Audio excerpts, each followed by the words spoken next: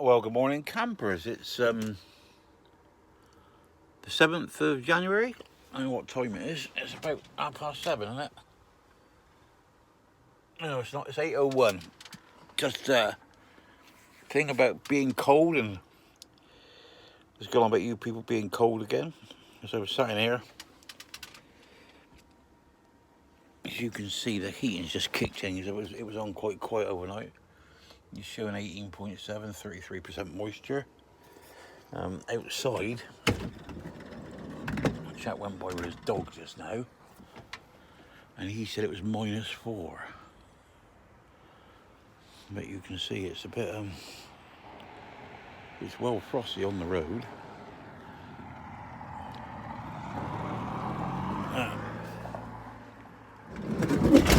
It's like toasty warm in here. Don't know what you can see out outside. But it's a beautiful crisp morning. Not that I shall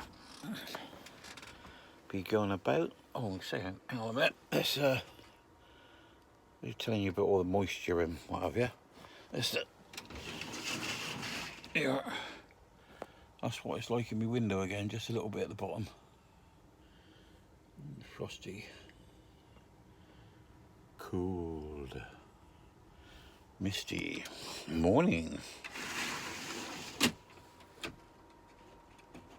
That's another thing obviously I didn't build this. I didn't build this van, I bought it. But like I keep saying, there's no damp course in here, and it's fine. Just makes me think, is it something that everybody's got in their head that you actually need? Because I'm going on about it, I know I go on about it, but if you've got a wall like that, and it's cold on the right hand side, and warm on the left hand side, then if it's insulated or vapor barrier, and on the warm side, doesn't the warmth moisturise the other side of it? Well, the other side of it is not the wall of the van, is it? If that makes sense. Yeah, there's very little insulation here at all. There's like a padding about yay thick, 15 mil all over it, the inside. And that's where they've done it, and where they've put bits they've missed. I think it's a bit sort of shoddy, this Swift van builders. It's not very good. But like all over the top of the bed, I've slid. Yeah, I've done 3/4 of the roof, slid insulation in.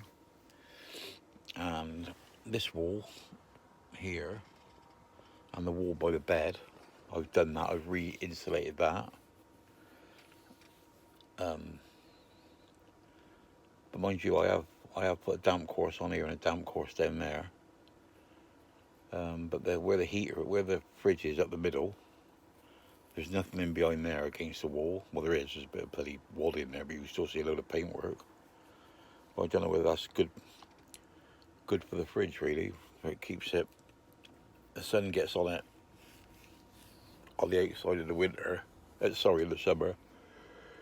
And I should imagine that would work it hard, make it work a bit harder. But it's a total electric one, so there you go. See, the temperature is going up now. See, temperature going up to 19, and the moisture's gone down to 30. So yeah, it's lovely, comfortable in here. But like I say, that chap with the dog, he read it's -4 outside, and it fucking looks bloody cold. I've been thinking about getting one of these outside temperature gauges, but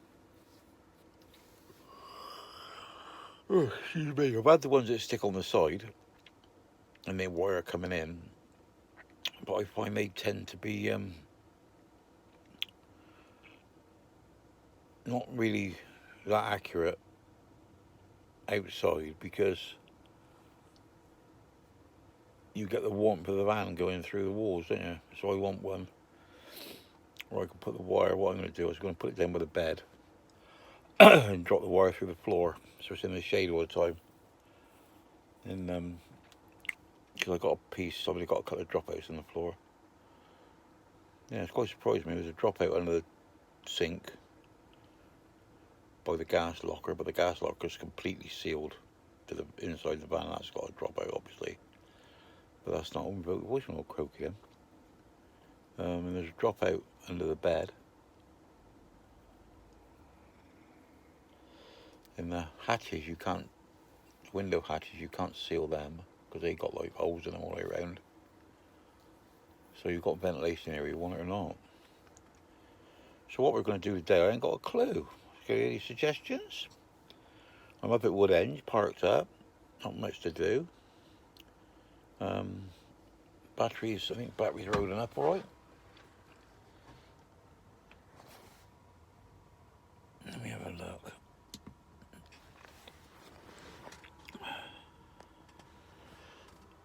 Batteries are at 17%, so like 118 hours left. How'd you make this work? Oh no, there in it. 12.4, I'm discharging at 2.3. So whatever I've got on, when my fridge is going, my heating's going, so I'm discharging at 2.3. And so I'm not sure what's happening there. I haven't got any, if you can see that up there. The battery, the solar panel is on, but nothing's charging it because there ain't no real light out there. But she says 12.1, but I don't know. No, he's just gone back to 12.3. I don't know whether it's because I got three big batteries on here, whether it jumps about or what, but that one up there is an old gauge when I put it in when I first had the van. Anyway, yeah, so I'm up quite early this morning, but it's nice to know. So it's left, kept the heating on, and sort of stayed about. Well, as it goes, I put on like I normally go, and it was 16 degrees down here when I got up, and it was 19 up by the bed. So why that is, I haven't got a clue. But I do notice with the perhaps as a tip for anybody that's putting one of these Truma heaters in with the thermostat sensor. My thermostat sensor sticks through the panel in the corner, so consequently the metal on the outside would sense the coldness there. So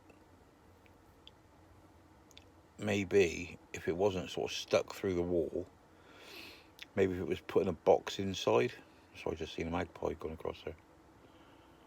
And maybe if it was put in a box inside, so you've got a true reading of the inside.